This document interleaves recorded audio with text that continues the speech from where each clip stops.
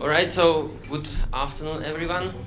My name is Marek Cater, and together with my colleague Samrat Gupta, we will give presentation on business models and pricing schemes for data assets. So we are academics affiliated with some universities. So academics they want to dig deep into some concepts. So I will try to explain or talk about like basic concepts behind pricing and business models, and then Samrat will give some details about the tool that we developed within the FAME project. So we are talking about data assets, about trading, about marketplace. So what are data assets? So data assets are actually any data that holds some value. This is actually definition of assets. So I work in area of finance. So we economy. We try to put prices to things, and usually you put price to something that is valuable. So data, as we understand it, is something that has some value either for individual or for organization. So one of the challenges with this associated with pricing data assets is that there are many types. It doesn't have to be only a data set, either raw or processed or some insight based on data set. It can be trained model, AI, ML, as it is called nowadays. It can be online services, digital products, or some digital media files, like either some digital picture or some video or some software. So all these include like data assets. And like other assets, like in economy, they can generate some revenue or just help with decision making or can help cut costs. So that's why they are like important also in like grander scheme of things in like business or economy. So I'm partially like working in accounting as well. So I put here like definition of asset from the viewpoint of accounting. So and it's true also for data asset as well. So it is some resource that is controlled by enterprise. So now, if we want to talk about pricing, data assets is assets. So there are other assets in economy, and there are some things that are in common and things that are different from other assets. So traditionally, as some so-called factors of production or some assets that help you in like having revenue, having some livelihood. Historically, they developed and they are recognized in economy that it is land, it is labor, and then it is capital, so something additional that was created. So these are traditional assets or factors of production. And now where data assets come in. So usually, like during past several decades, data firstly they entered into technology, something that we called like productivity or total factor productivity. But recently, during past maybe 10-20 years, they developed as asset in its own right, that it is necessary to consider it along with other three factors of production. So now, why is it kind of challenging to put to price data assets? So firstly, you cannot really touch them. They are intangible, and they don't have physical form. Not only that, but also their value is very different for different stakeholders, for different individuals or companies. So this is one challenge. Second challenge is that if I go to a shop and buy a piece of bread, then I eat it and that's it. I have consumed it myself, and if I eat it, then Samrat cannot eat it anymore. But with data assets, several or more consumers can consume or use data assets at the same time, and this is what we call non-rivalry nature. And this makes things a bit more difficult. Then the things are changing so much, as John mentioned, like a lot of data is being generated like every day as we speak, like a big amount of data is generated, and data assets, they can become obsolete rather quickly. And basically all these lead to valuation challenges that simply it's in order to put value on asset, we should consider like utility, like how useful something is for someone, like some data asset, like whether there is demand for it at all. And then what are alternative uses or some alternatives. So all these things make it quite challenging to value data assets. Now, there are some theories of value, you know, like we are not business people, we are academics, so we are thinking in terms of theories, and we are kind of already trained that, okay, if you want to solve some issue, firstly look at theory, then try to measure something, do some empirics, and then come up with something new. So from a theoretical side of valuation, well, there are several perspectives, and firstly it is so-called objective approach that actually we look at valuation from the side of producer. That, okay, if I have data assets, then probably there are some costs involved. Maybe I had to buy the data or collect it and clean it.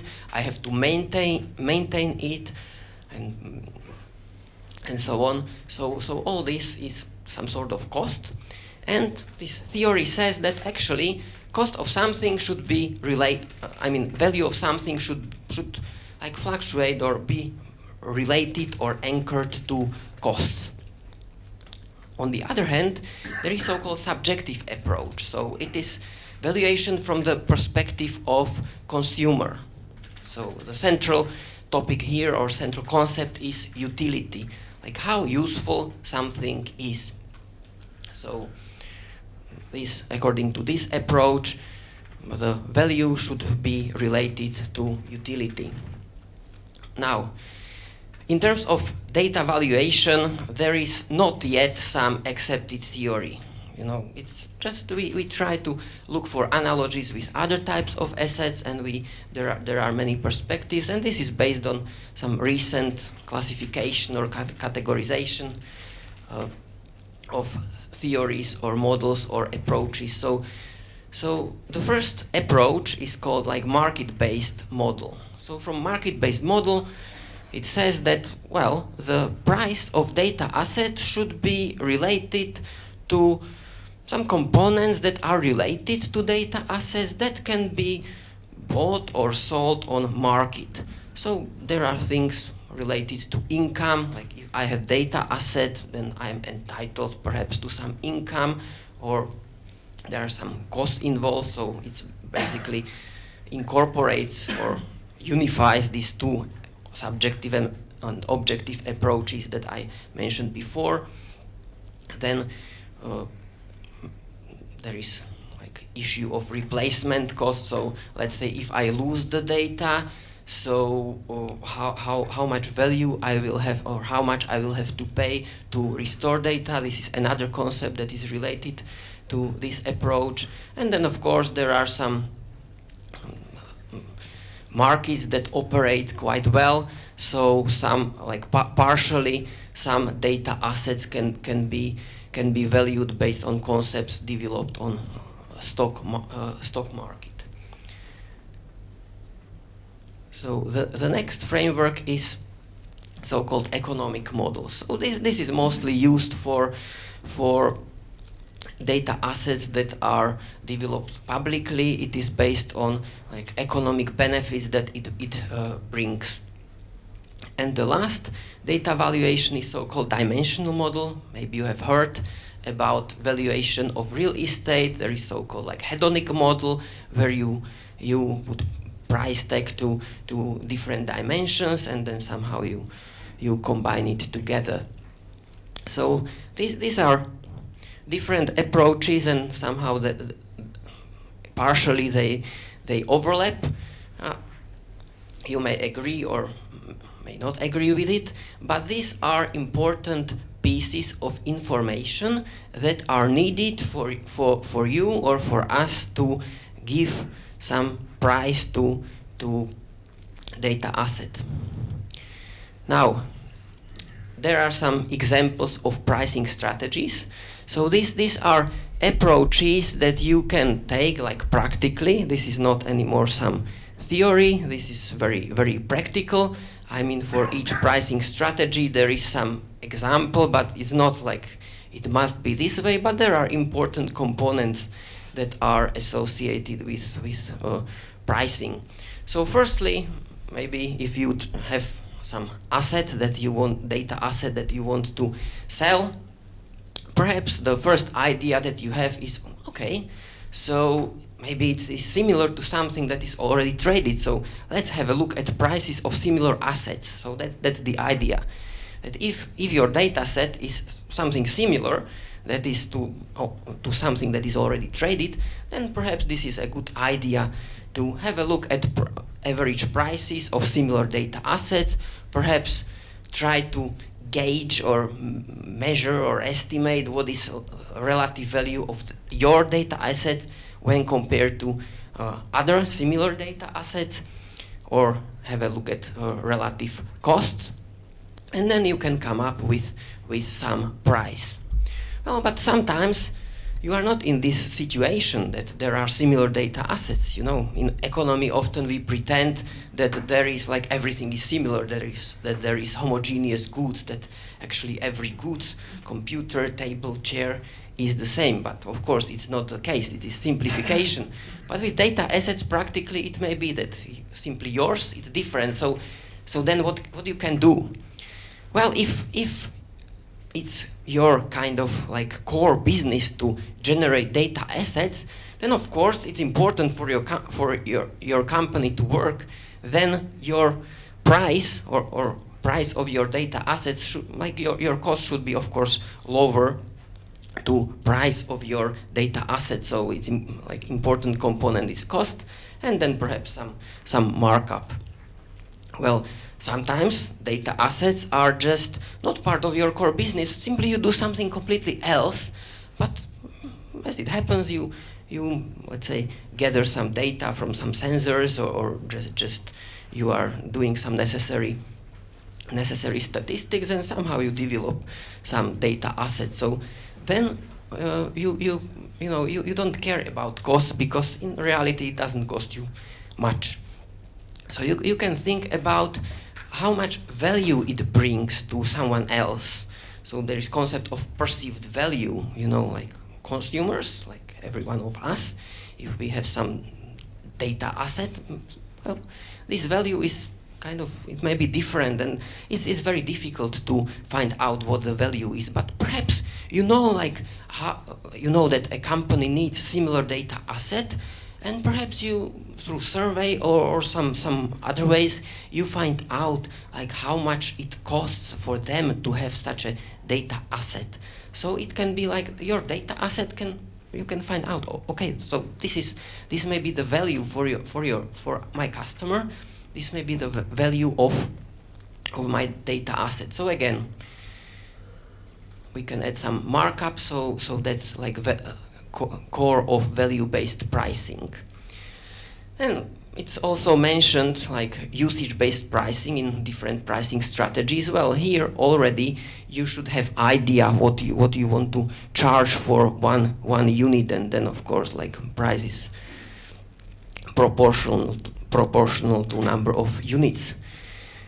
So far these were so-called flat prices. So you set the price, and then it is flat, it doesn't change.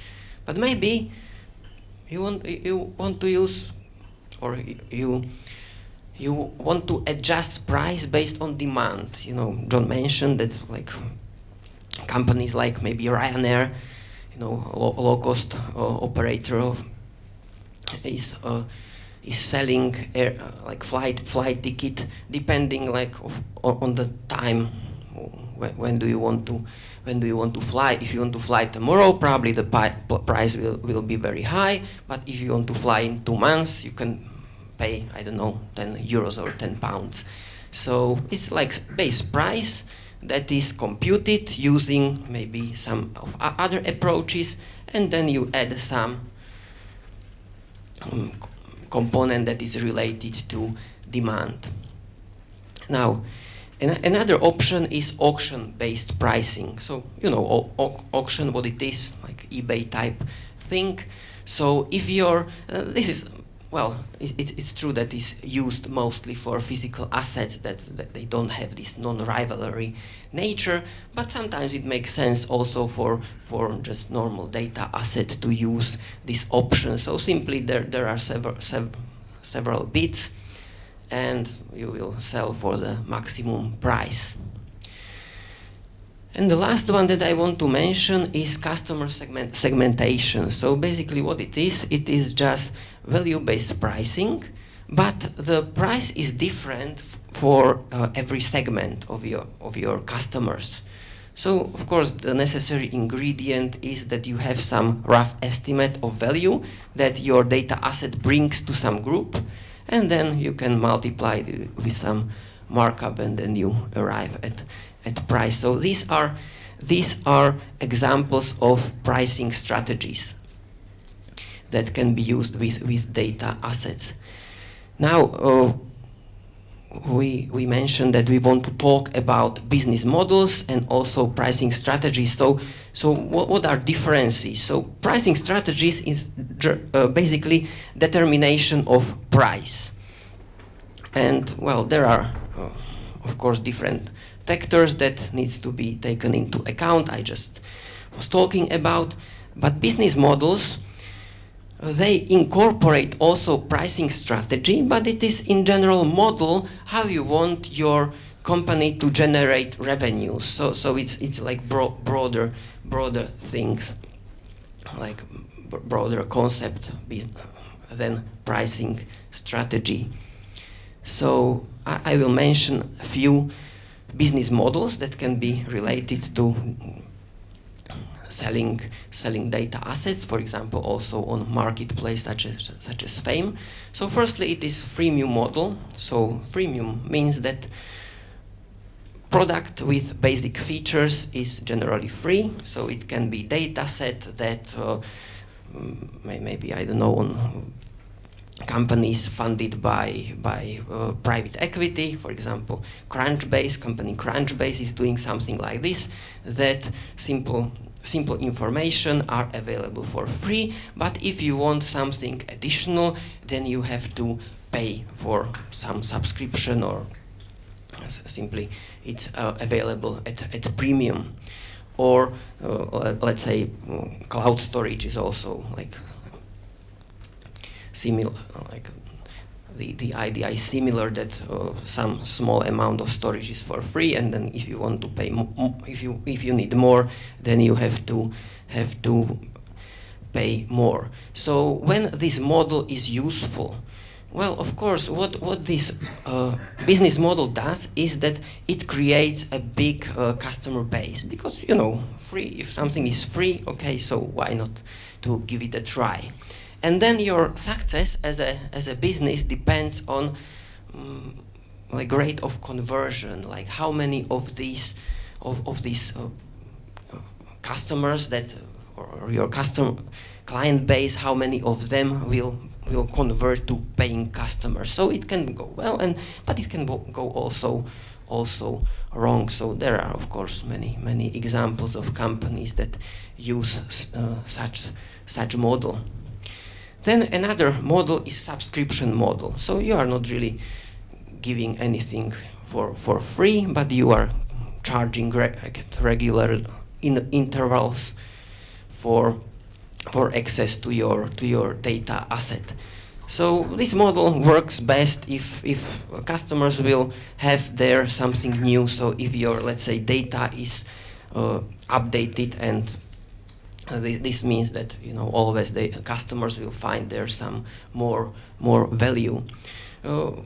It is good for for a company that is providing data assets in case, in case that it's really true that the data asset is being, there is always some additional value, and the good thing is that it gives a company predictable income. Now, of course, there are like many examples of companies that have this subscription model. Now, another business model is paying per use. Now, this, of course, it's clear what it is, that based on usage, like depends how much data or how many times you want to call API or how many times you want to download dataset, you pay certain price. So the good thing about this model is that it can start very low, because the price for like small unit can be very low, and customers don't have to pay anything for a long time, and then if their demand increases, then they pay according to their usage. So it may be effective in some industries where there is demand which is not steady, so it makes sense to offer customers this option. And examples that are companies that are using it this way, so there are like companies that are providing computing infrastructure, for example. Now, well, we haven't mentioned so far, just very simple model that is something like one-off sale. You know, you pay once, and then you can have you can get the whole data asset, either whole data set or some digital file or piece of software. So usually it is or often this model is used alongside with other business models. Often, let's say for data providers, it is the case that they may offer subscription, but they may have data sets that are not upgraded too often, but and there is not big market for some data sets, but sometimes if someone is interested, then they will sell like single data set. So examples are like, of course, software companies that are selling their softwares, like you pay once and then you can use the product forever, of course, like given the lifetime of your computer and so on. But many software providers are moving from this model of perpetual licensing to some sort of subscription based, and they are claiming, of course, that they are giving the customer ongoing value. Well, another type of companies that are using this model are, as I said, data providers. These are companies that provide corporate data, and as I said, with both of them, if you want specific data set about, I don't know, exit of companies, they can sell it, or data set about some special events, and they can sell it to you. And then, of course, even though it's not related to, as far as I am aware, probably this is not the business model that can be used for or within Fame. As we know, they are like big companies that they are generating a lot of data. Access is free, but actually they collect this data and sell it and make money on targeted advertising. So we know companies like Facebook, Meta, or Google, or TikTok. So these are business models that are used by data providers. And now sometimes it's, the thing is that there is no such thing as perfect price. It's not, even though we sometimes think that actually, well, we are, as academics, we are researching finance, we are researching economics, and sometimes we think that there is something like natural law, that there are some constants, like in nature there are many constants that are like invariant, that they don't change. So sometimes we feel that there is something like perfect price.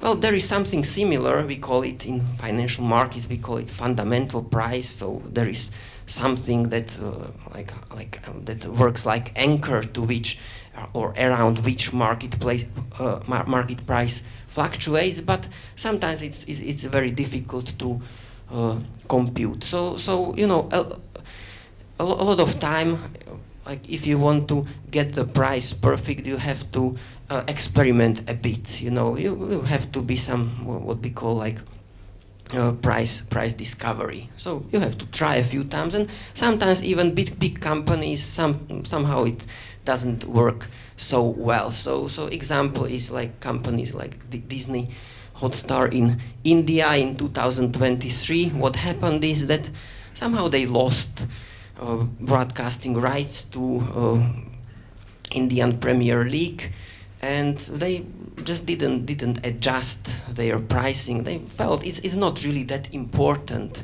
But what happened was that actually these streaming rights obtained company which offered it in a way for free.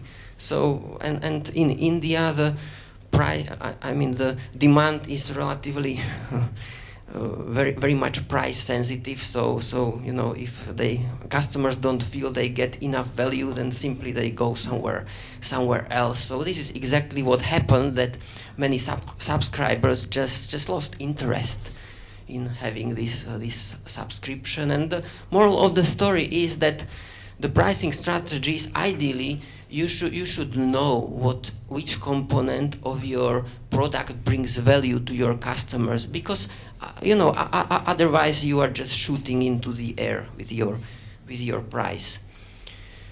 The second example is like Twitter, or X as it is known nowadays. In 2023 they made like drastic changes in pricing of API calls, and well, the prices went up so much that it just many small developers just lost interest and just lost the whole ecosystem. And well, it was like big reputational damage, among other things. As we know, also quality of content in X is somehow not what it used to be.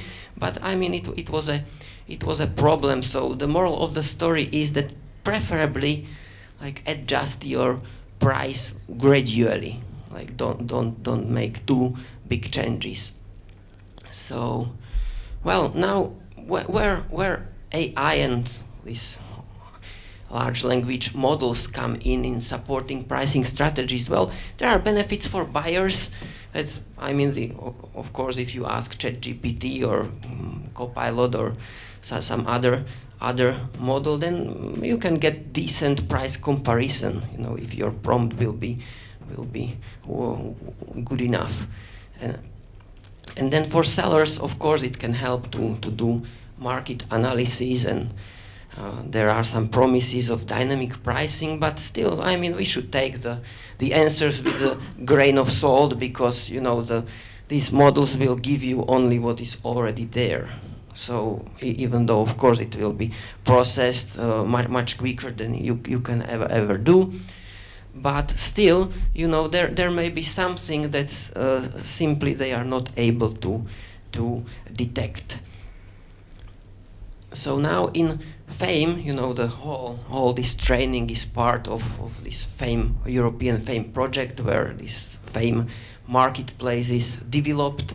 So where this pricing thing comes in, so there are several important ingredients in FAME marketplace, where well, obviously there are data assets, then of course there are some business models that data assets producers can change.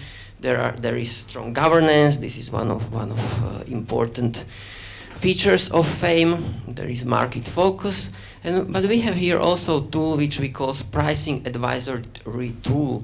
So now don't get me wrong. It doesn't mean that actually the fame will set the price instead of you. This is as it says on the tin. It's just advisory because for now the customer has complete control over price determination. But this tool is something that will give some idea if there are some comparable assets, and if you answer like questionnaire properly, then it can give you a good estimate of potential price that you can sell your data asset for. So, but it is Samrat who will give details about this tool. So that would be it from my side. I don't know if there are some questions about what I just said. I may try to answer. Thank you very much, Francisco Cordova, PhD researcher in asset tokenization. My question goes more from the market-based pricing and value pricing systems. When you give the example of India, so in that way, when we have, let's say, a data set that is serving different countries, the country and context and culture plays an important part in the pricing strategy. So how do you put in the formula that, like, because it's not the same, I'm selling the same data set to India, but to the US, and there's also the perceived value, because the user maybe in the US could use that data to enhance their business that makes more money, 100 times more than someone in India, you know? Yeah. Yeah, absolutely, but it is actually you now who mentioned the problem, that it's perceived value. And unless you see really into heads of someone or into like how some company operates, if you don't have something to compare it with, then like I'm afraid there is not something clear that I can tell you, because simply you must have a good or bad estimate of this perceived value. Otherwise, you know, it's difficult to or impossible to use this pricing. Sector can also be geography. Yes.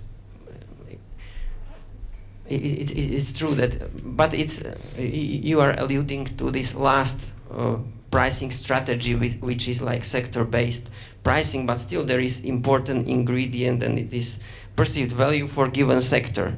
So we are again there. So it's the same thing. So that's about it. So the best thing or best advice I could give you was just to either do some survey or just try to elicit or gauge the value, or just start somewhere, and you know, in gradual steps.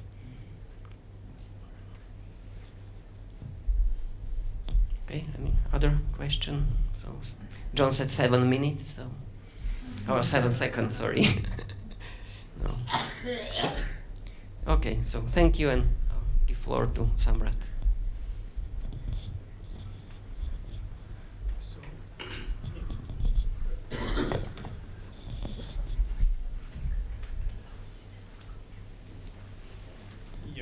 So thank you, Marek. So now I'll try to basically rehash why it is challenging to price data assets, because we have been talking about pricing here. So we have been talking about pricing, and it is important. There are different perspectives to why it is really difficult to price data assets, and we need to understand it. So I'll try to rehash that in a different way. Also, I'll try to provide a framework. We have been talking about data marketplaces, different elements of data marketplaces in different ways, right? So I'll try to provide you encapsulate all those things into a framework, into a taxonomy of how these data marketplace add value to users. And then I'll go into how specifically we are dealing with the pricing of data assets. What techniques are we using? What methods are we using, which are kind of novel in their own way. So these are the three elements that I would be touching upon. So first one, I think Marek has also talked about why is it hard to price data assets.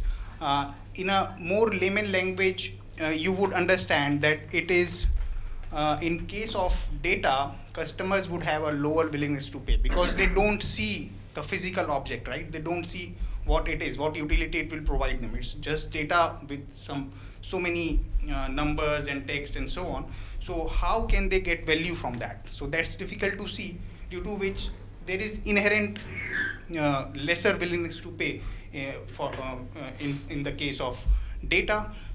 Another aspect to it is the recognition. We don't know before buying the data that what potential it holds for us, right? We don't know. There are, suppose, a large Excel file of data from a particular bank, right, related to the transactions or credit card, the sale of credit card. Credit card is a product of a bank, so how many credit cards have been sold, or which category of credit card, and so on. But an organization can basically help, this data can help an organization in predicting, right? Different features of this data can help another bank or banking sector in predicting the sales of credit cards. But before getting access to this data, it would be difficult to find out what specific features, what specific columns or rows of this data would enable that kind of prediction, right? So, and it could be different for different companies and different banks, right? So that lack of recognition is there, due to which there are challenges in pricing and trading data. And this is particularly known as Arrow paradox, because it came from this paper. If you see in the sources, the name of the author was Arrow, KJ Arrow. So this is also known as Arrow paradox. Then costs, we know, we generally don't acknowledge the costs that are involved with the storing, processing and distribution of high quality data, right? We just don't think about these costs, but these are the major costs for the data. Where are you storing it? How are you storing it? How are you processing the data? And how are you distributing it to the respective users, right? So these costs are not acknowledged. And finally, there is also this fear related to the lack of security, right? We have been talking about this trust and security in the previous sessions. This is a very critical element of trading data, that companies or users have this fear or some kind of insecurity that competitors could benefit from the disclosure of in-house data, right? So these are some of the challenges. We have been talking about these challenges in one way or another, and this is my perspective on what challenges are involved in pricing and trading data assets. Now, more from a data marketplace perspective. Okay, we have talked about different elements of data marketplaces. Okay, so I am trying to provide you this taxonomy or a framework which basically encapsulates all the elements of a data marketplace. So a data marketplace could be considered as providing all these attributes, right, which are value proposition, what is the market positioning of a data marketplace, what kind of access it provides to the market, integration, and so on. So let's try to understand this one by one. So if we talk about the particular attribute of value proposition, what is the value proposition of that data marketplace, then that means the core offer that data marketplace provides to its users, right? And it could be transaction centric or data centric. For example, if it is, and I'll also talk about the examples of these different kind of classifications, right? So if it is transaction centric, then these kind of marketplaces provide switching function for data, goods and services, and they are connecting two parties by providing necessary infrastructure. That is their function when they are transaction centric, right? And when they are data centric, they provide tools for visualization, data analysis and preparation along with the platform infrastructure to basically gain new insights from the data products, right? So data centric data marketplaces could offer value in terms of data or in terms of transactions. Second attribute is in terms of market positioning. What kind of independence the data marketplace has, right? If the data on a data marketplace is owned by the supplier only, right? So that's the market positioning would be data supplier market positioning, and if it is not owned by the data supplier, the organization or the owner of the data just provides it to the marketplace without owning it, then it's neutral, right? In general, big companies have a data supplier market positioning because they own their data and they own the data marketplace as well. And smaller companies have this neutral kind of market positioning because they can't afford such infrastructure to own a data marketplace, right? So that's about the market positioning, right? I have already mentioned this. In neutral marketplace, operator is neither on the supplier side nor on the buyer side. Now, access to the market could be closed, hybrid, or open. So, degree of openness of the, and this is quite intuitive. This you would understand that in a closed marketplace, there would be a certain limit to, there would be some regulations, and there would be limit to cooperation between different partners, right? But in the case of open market access, it would be more, so there would be unknown, broader categories of users and data publishers who would be interacting on the platform, right? But this kind of open marketplace, data marketplace, reduces control over the quality and the use of data products on the, so there is lack of control, right? Because then you are, you don't have any control, because then it's quite voluntary who is interacting on these kind of marketplaces. And hybrid would be a combination of closed and open in case of market access. Then coming to the integration, this integration basically determines the domain spectrum of the data types traded on the marketplace, right? It could be domain specific. For example, FAME is a domain specific data marketplace where we are trading data assets related to embedded finance. And it could be domain unspecific, where marketplaces can have a broad general data offering that extend across several sectors, right?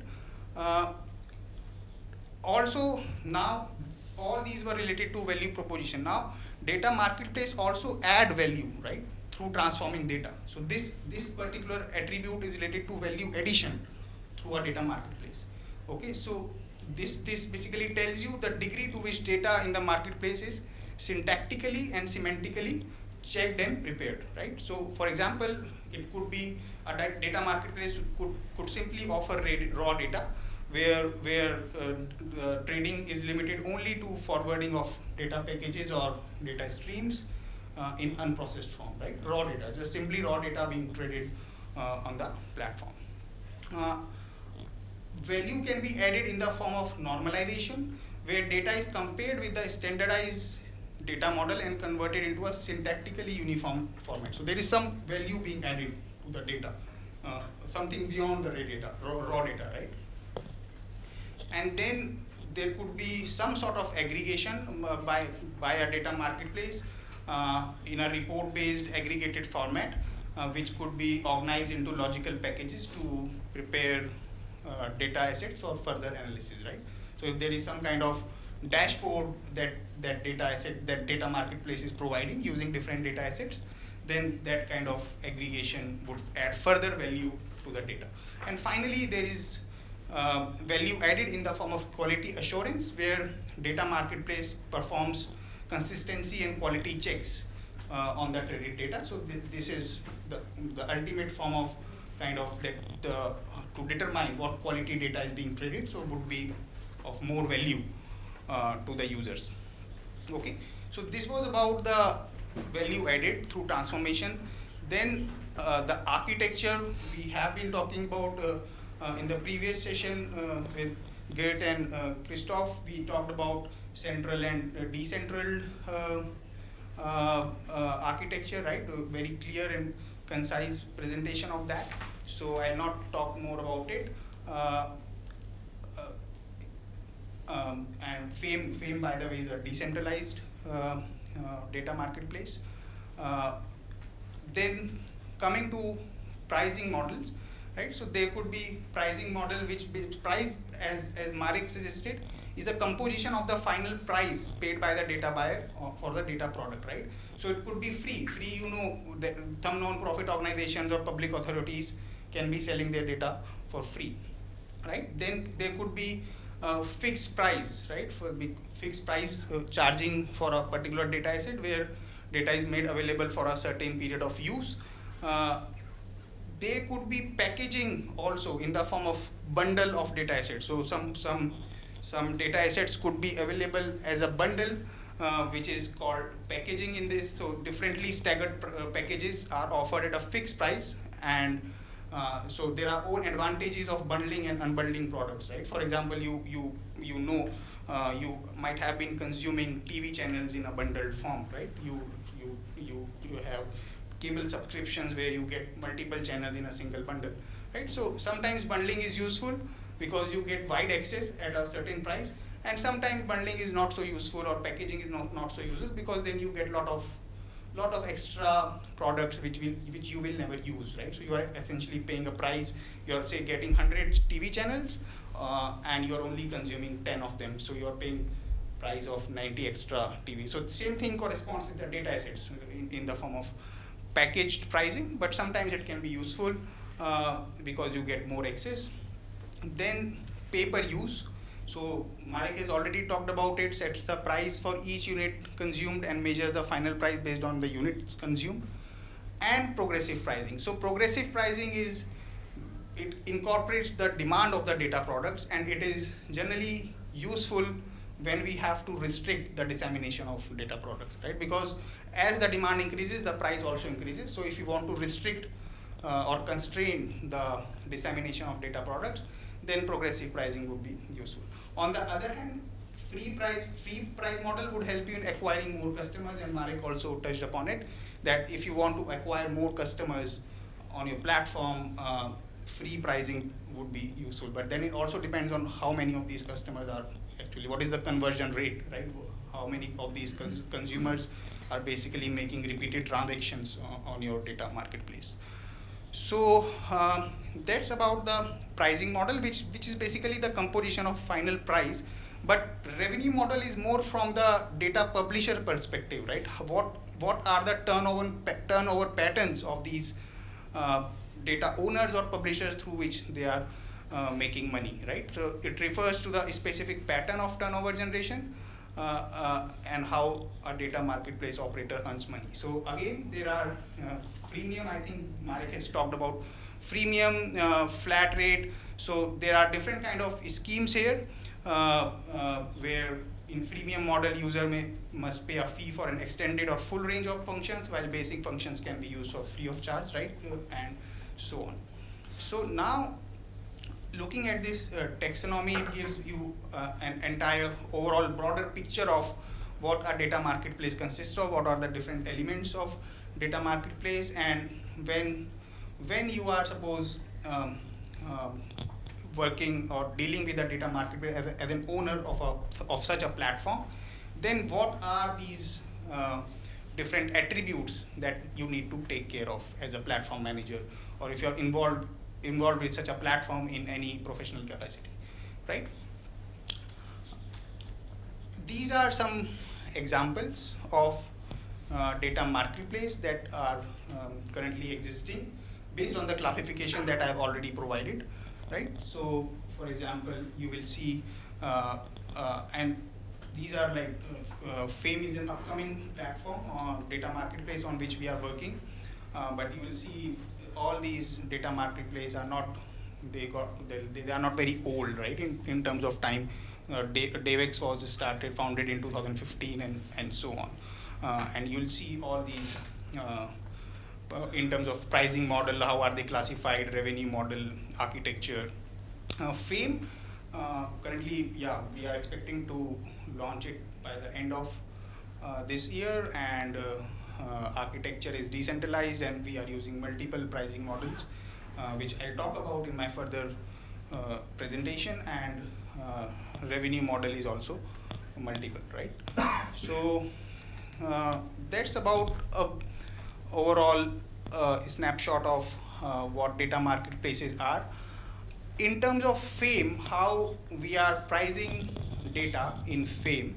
So we are basically using, now I don't know if you are a computer scientist or if you have such background related to, if you have done some kind of courses related to technology, computer science, then you should be aware of the concept of similarity, right? Or pairwise distance between objects, between data objects, or between different entities in a data, right? For now, this notion of pairwise distance or similarity is unique to data only, right? For example, just looking at two individuals, right? Individual A and individual B, we can't measure how similar or how different they are. We can't quantify it, right? We can't quantify. We can maybe we can just feel it in different ways, but we will never be able to quantify how similar or how different they are if we don't have their data, right? So, but when we have their data, we can measure distance between two individuals, two objects, or two entities using different methods, right? So that is what now traditionally the concept of similarity or distance has been used for objects or different records inside a data, inside a particular data. For example, if we have a social network, then there are nodes in that network, then how similar these nodes are in terms of their ties, right? They are tied, they have links with different other nodes, and what are their attributes. So we generally use the concept of similarity within information retrieval to measure the similarity between the different objects inside a data. Now here we are considering data assets itself, data assets as objects, right? And trying to measure similarity. Basically distance, similarity is just 1 minus distance. So the more distant things are, they would be less similar. So for similarity, we just subtract it from the distance from 1 to find out the similarity. But here we are using the same notion where we are trying to alienate the characteristics of data assets, right? Trying to alienate different characteristics of data assets, and using those characteristics, we are trying to find out the similarity between the different data assets existing on a data marketplace, right? So now similarity measures are also of different kinds, right? It's not like there is only one similarity measure, because data has there could be different data types, right? Different data types will have different forms, and now using only one similarity measure or using one mathematical formula, it is not possible to take care of all of the different data types, right? So for example, there is Euclidean distance, there is cosine distance, Hamming distance. Hamming distance is generally used for binary data, right? When you have bits and so on, Minkowski distance, Sorensen distance, and so on, right? So, but the idea here is that given a particular domain, given a particular problem, here the problem is to measure similarity between data assets, right? Now data asset as such would contain lot of records in different form. It could be an image data, it could be a text data, it could be a tabular data. But then as an entity, there would be metadata also associated with that data asset, right? For example, if there is an individual, then if we try to find out the characteristics of that individual, it's not very easy, right, to find out all the characteristics. There would be some intrinsic characteristics, there would be some extrinsic characteristics of an individual, right? Extrinsic characteristics would be more related to how the individual looks, what is the shape of the face of an individual, or what is the height of the individual, and so on. But then intrinsic characteristics would be more what is the say IQ of that individual, or what is the emotional state, or how intelligent that individual is, and so on, right? So using this notion of similarity, we find out a similarity matrix between data assets. Now this similarity, deriving a similarity matrix, if you are from computer science background, this would also be very much familiar to you. But the way we are using it in the case of data asset, this is not so, this has not been explored in the case of data marketplaces or data assets, right? So as I've already tried to explain, if we look at say, two different water bottles of different companies. Here we have one water bottle here and some other water bottle. Then we would try to find out what is the shape, what is the weight. That would be more extrinsic, right? And here, when we talk about data assets,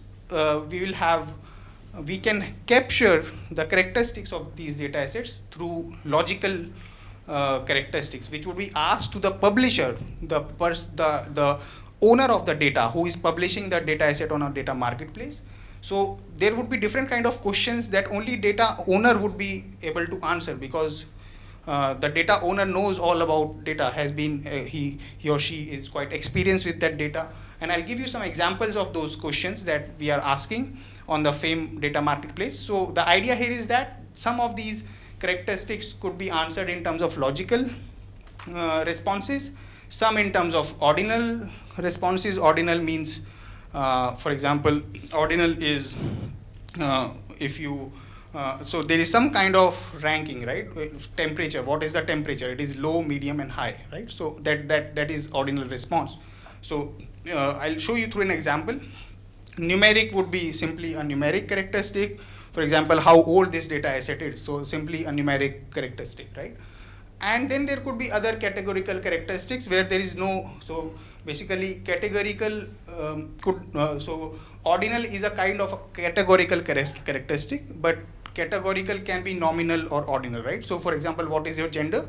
It could be male, female, and whatever, but there is no ranking here. So there could be categorical characteristics like that, right? So we take into consideration all these extrinsic characteristics. And not only that, there could be non-extrinsic characteristics, right? As I was talking.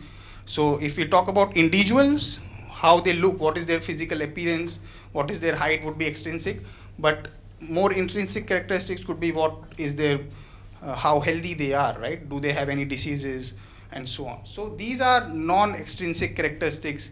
You can draw an analogy for data assets. It could be the distribution of data assets, right? What kind of distribution the data within data assets follows, right? It could be, say, normal distribution. You might have heard about normal or Poisson distribution, right?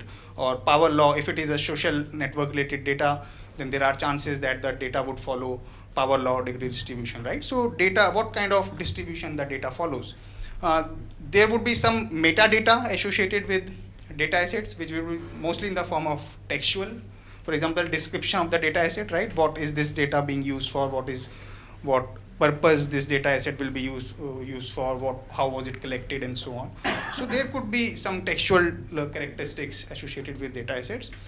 And in some cases, there could be, for example, if you are talking about classification or machine learning kind of a problem, then we would be more concerned about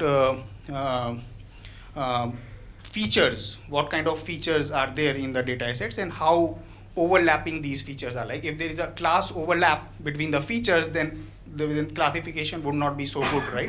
If the data that you have, if the class overlap of features in that data is high, then your prediction model, no matter whatever technique you use, neural network, ANN, or whatever, there would be some inaccurate predictions, right? So there are several such interesting characteristics of data assets: class overlap, separability, and so on, right? So now, given all these characteristics of data assets, which could be extrinsic or non-extrinsic, we try to find out similarity. We use the similarity-based notion, as I've explained in the previous slide, to basically quantify how similar or different they are. Now, how we do that? How we do that is basically through these questions. Okay, so these questions are mostly, as of now, related to extrinsic characteristics of data assets, and these extrinsic characteristics are quality of data, right? Related to accuracy, validity, and completeness. For example, how credible is the source of the asset? This would be captured through a Likert scale, right? From say 0 to 5, and have these data been validated against independent sources or standards? Yes or no, right? So this would be logical answer, logical response in terms of yes or no, and how many information points does the asset contain, numeric, right? So it could be any number, right? It could be say 100 or 1000 or whatever. So just one example on one parameter. Quality of data is one parameter which we are trying to measure through or assess through the questionnaire. Now, another such parameter could be related to costs, which could be data collection or data storage costs. So for example, here again, we will have some logical and some numeric and so on. So is it necessary to use additional software to manage, read or update data? Could be logical, yes or no. And how many resources were, how much resources were required in terms of in man days, right? So this man days can take a numeric value ranging from 1 to say a very high number, right? So then estimated cost for the customer, how suitable are data in the asset for a wide range of analysis, highly suitable, not so suitable, ranging from not at all suitable to highly suitable, right? So Likert scale. Again, this is a ordinal. Likert means ordinal, and will the information in the asset regularly updated, yes or no? Right. So again, for uniqueness, we will have these are not all set of questions that I'm showing on the slide. We have more elaborate questionnaire. These are just few examples of the questions extracted from the overall questionnaire that we have. Right. For uniqueness, we will have, are there copyrights related to the data asset? How unique is the data asset, and so on.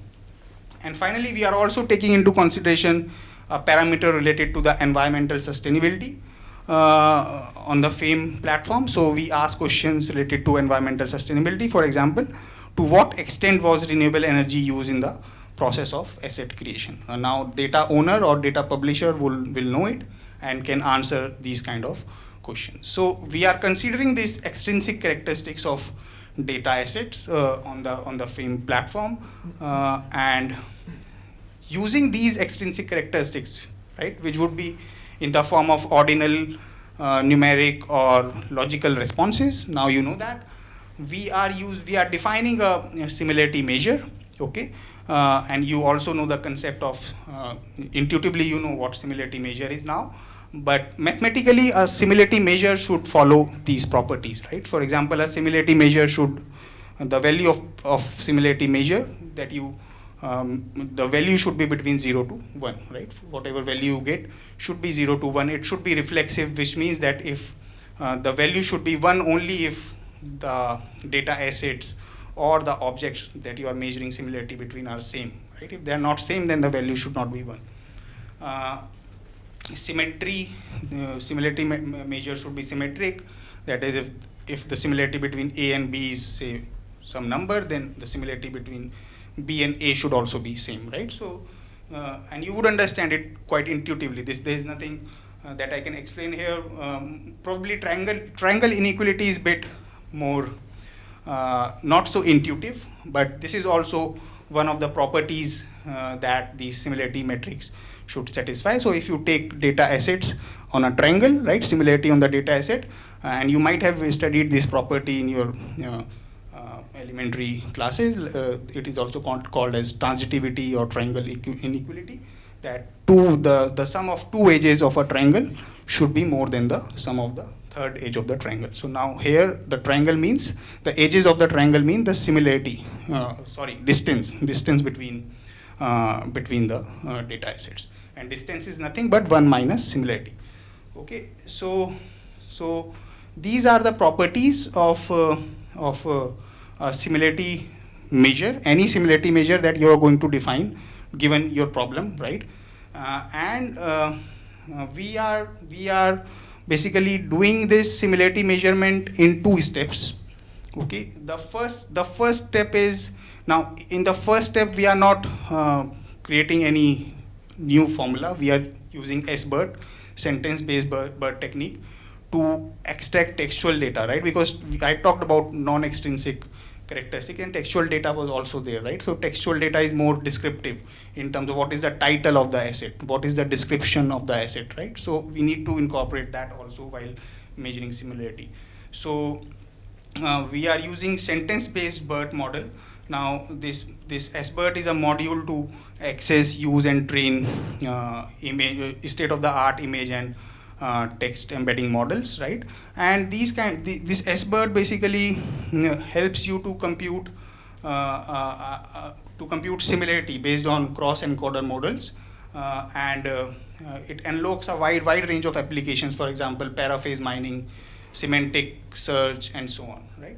So we are using this SBERT, which is a state-of-the-art technique and we use the text of the data assets associated with the data assets to first of all find out how similar these data assets are, and we are kind of performing clustering using the similarity measure, right? So clustering is a very popular application of these kind of similarity measures.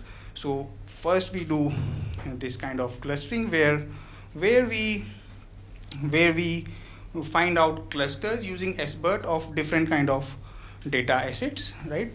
Based on their textual properties, which are non-extrinsic characteristics, right? Now once we have these groups, once we have these subcategories, in the second stage we are using the responses from the questionnaire that we got from the questionnaire, right? So I have already elaborated on the kind of questions or responses. So for that, we call it questionnaire based similarity, right? Because there are several questions, and you will see this similarity measure. Basically the first part of this equation takes care of the logical responses, okay? And this is simply a variant of Hamming distance, the first part, or Jacquard similarity you can call it. The second part is second and third part, both of them are variants of cosine distance, right? So we are considering the weights of each of the question and the corresponding response for the data assets, and using the formulation of cosine similarity to derive the overall similarity between the two data assets. Now the third part, you will see that everything is same as compared to the previous part. This is for the numeric responses, right? But here we take log, because numeric responses could have high values, right? So to kind of normalize them, we do a logarithmic normalization of these high values to constrain the similarity measure, right? So this is the QBS. So first phase is SBERT, which is used on textual similarity, textual data associated with data assets, and then within that we are using QBS, based similarity, to find out how similar these data assets are. Okay, so now this gives us, when we are assessing some kind of similarity between the data assets, this gives us some idea of some benchmarking of how we can decide or how we can suggest the price of a data asset. Because if the data assets have already been traded on the data marketplace, and we are deriving similarity of the focal data asset with all the data assets, then the most similar data assets which have been traded on the marketplace will give us an estimate of what should be the recommended price of the focal data asset, right? So this is the idea that we are using on the FAME data marketplace. Now up till now things have been more static, right? So this is the static formulation of it, but we also need to take into, because I was talking about we are using multiple pricing schemes, multiple revenue models in the FAME marketplace. So the price of a data marketplace, of a data asset on FAME can't be static, right? So we have to incorporate some sort of dynamicity in terms of what is the demand of a particular data asset, of different kind of data assets, right? And this demand would impact the price of the focal data asset in unexplained ways, right? So because we don't know, there is some sort of invariability of how another data asset, which could be similar to the focal data asset, would impact the price of the focal data asset. So for that we are using a network theoretic approach, right? We are using a network theoretic approach because because now we are entering into a domain where we are saying that data assets are related to each other. They are not independent, right? So now, as you would say for a social network, right? When we enter into the domain of social network, we know that we are related to each other. On Facebook, our behaviors, our consumption patterns, our habits, right, are influenced by each other, are impacted by each other. So we are kind of using the same kind of notion, and there is a theoretical backing behind this. So it is from the domain of complex networks. So it's not that I'm just bringing the concept of social networks to data assets. So all the real world networks, right, whether they are social networks or network of banks, economic networks, they have similar mathematical properties, right? So this is coming from academic literature related to complex networks, real world networks. So if you take, there have been different papers and empirical studies on these kind of notions, that if you take real world networks, now the most popular example of these real world network is social network, right? You know that. But if you take any other network, it could be, say, a network of power grids, or it could be a network of protein-protein interactions within human body, or neurons in human brain, right? Different kinds of real world networks. They tend to follow similar mathematical properties. Now, what are those mathematical properties? I'll not get into that because that will deviate us from this. But the organizing principles, the mathematical properties are same. So, because these data assets are also traded on a data marketplace, and it's a real world we create a network from of the data assets using the questionnaire based similarity, right? So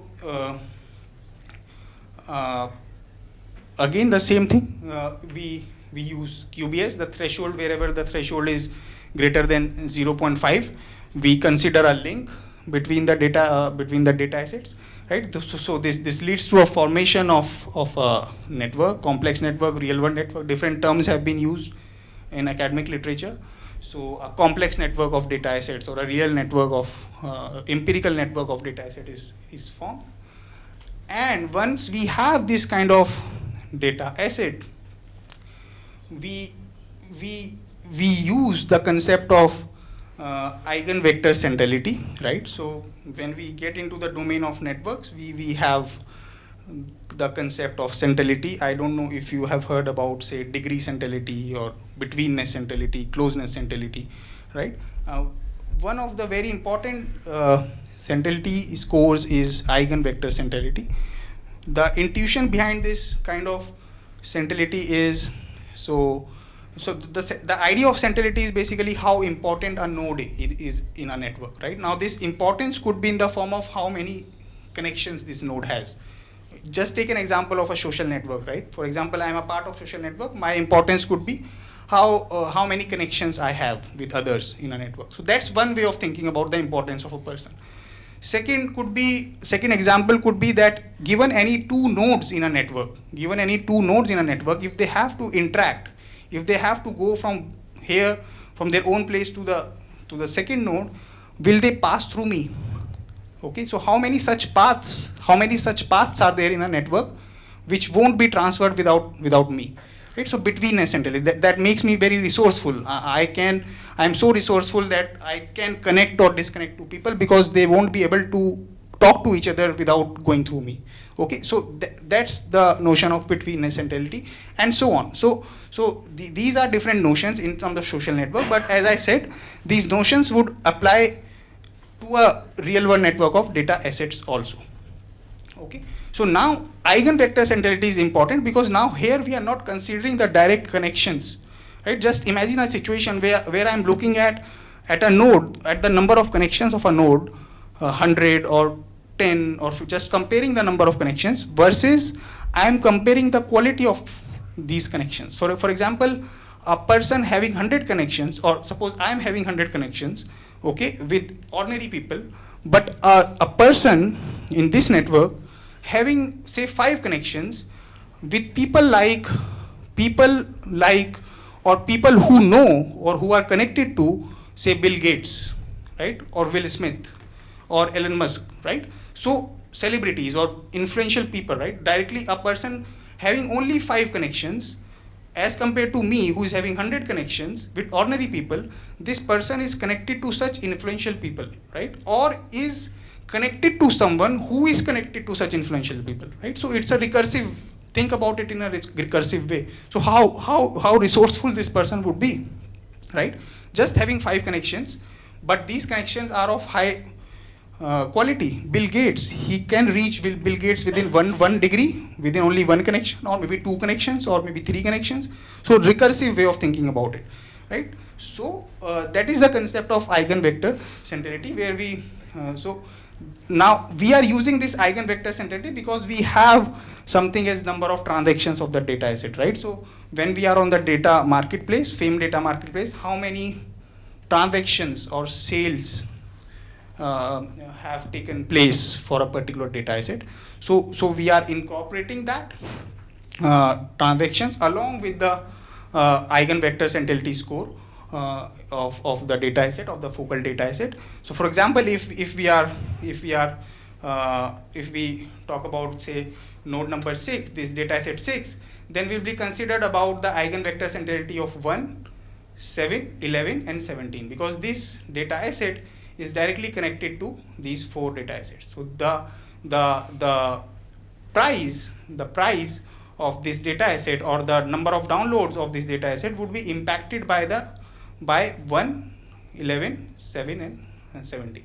Right? So we are using these kind of notions, and this I'll not go into explaining this mathematical formula, but this is based on these notions, where EVC is eigenvector centrality, T is the number of transactions, and D is the set of. Now we are doing it for different offerings. This is particularly for subscription based offering. Similarly, we are doing it for pay as you go and fixed price, right? So different kind of revenue models we are doing, but the idea is same. The whole idea is same.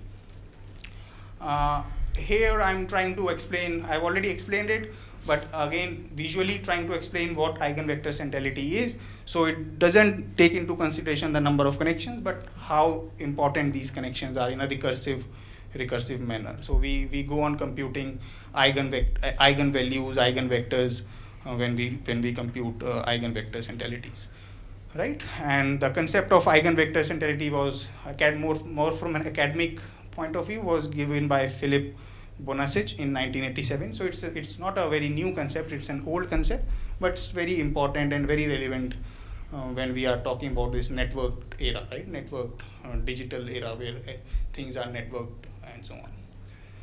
So now this is the whole schema. This is the whole schema of how pricing, the pricing advisory tool in FAME is working. So now we are considering both static and dynamic component in the FAME data marketplace, right? For example, I found these results.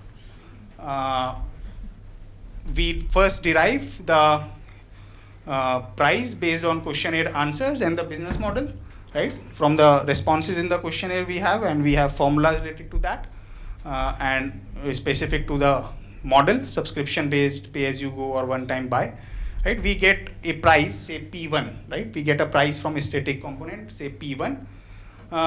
On the other hand, we also compute the dynamic price of that data asset using the notions that I have explained. We use SBERT, we use QBS to create the network, and then we use eigenvector centralities to find out the price P2, right? So dynamic price is P2 based on different models. So now we have P1 and P2, and once we have this P1 and P2, we use geometric mean of P1 and P2 to find out the price that will be advised by the pricing advisory tool. Now this is the recommended price or the advised price. Owner, while publishing a data asset, can consider it or simply ignore it, but we'll get some idea about the price, what some benchmark of the price of the focal data asset, right? And then we also use this price for graphical visualizations on the FAME data marketplace, right? So that's an overall schema of how we are computing the prices. This is the architecture, component level architecture of the pricing advisory in FAME. Okay, so as you can see, this is quite self-explanatory. We have a FAME data marketplace, a user visits, a data provider or seller would visit, will enter the responses to the questions, right? The questions that I showed you, and will create an initial offering. And the pricing advisory tool, through all these similarity analysis, network-based approach, and all these things, will suggest a price for the initial offering of the data asset, right? And then transactions will happen, and these transactions will be stored in the PAT database, so that this benchmarking or comparisons could be performed in future. So that's about it. I'll just end with this one of the quotes which actually John I think mentioned in the beginning. So that's how now this is one of the ways of how we are dealing with the price in FAME marketplace, and there could be such other combinations or such other novel mechanisms, and we are constantly developing these kind of, more from academic point of view, we are publishing papers and developing these methods for pricing of data assets. And now I'm open to questions. Yeah.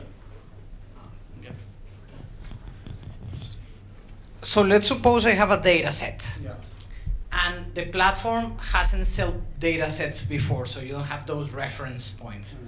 How do you get into that first pricing? Mm-hmm. And second, in that area, when you're talking about marketplaces, one of the most successful elements is like the distribution capacity of those marketplaces. So if I have a new marketplace, well, most people don't know about it, therefore my capacity to distribute, even I have great data sets, is low compared to someone that has an established marketplace. So that difference, how could that affect the first pricing strategy? Because I understand when you already have transactions, then the similarity could come. Mm-hmm. Yeah.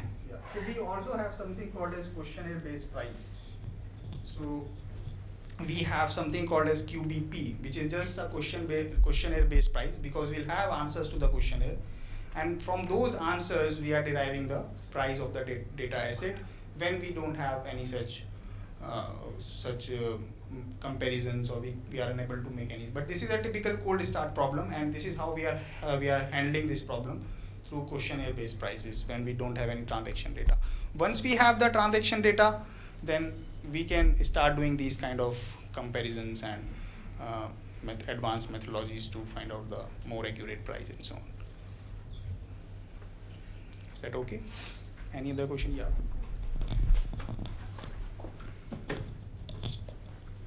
Hello, thank you for the presentation. It was very clear and interesting. I'm a data scientist, so more on the consumer side of that kind of marketplaces.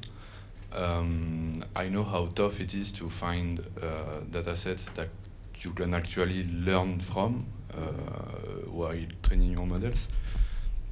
My question is, your similarity model uses fields as like the money you pay to store the data and things like that enter into the, if I understand well, that enter into the computation. As a consumer, as a data scientist consumer, I'm probably more interested by the information that is intrinsic to the dataset. So if I want to learn a specific task, I will want my dataset to be priced based on the capacity it has for me to train something with it. I can go to a question with it, but do you have like the point? Yeah, so I think I mentioned about intrinsic characteristics of the data asset as well, which could be related to class overlap, class separability. Because now, when you are suppose talking about training a machine learning model, right? So the quality of data would matter, and quality of data in this sense would also mean what is the separation of classes. Are they distinct from each other, or are they quite, if they are overlapping, then that would not train a good model, right?